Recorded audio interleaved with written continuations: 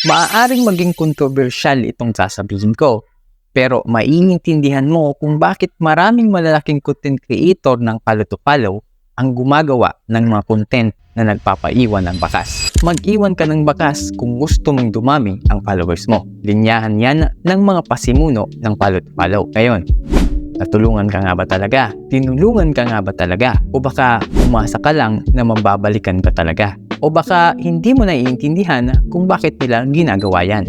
Ito ang basic sa social media. Engagement. Gustong-gusto yan ng algorithm ng social media.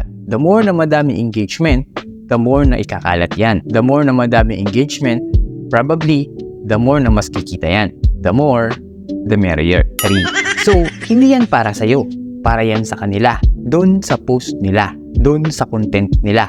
Tapos, kayong mga umaasa, andun kayo sa comment section, nagkukumpulan at nagyayakapan. Ang iingay, parang nagtitinda sa palengke na pare-pareho ang inaalok at walang humpay sa kakabatok.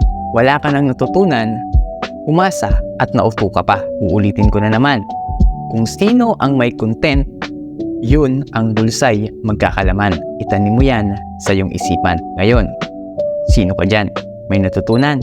Share this video and follow for more.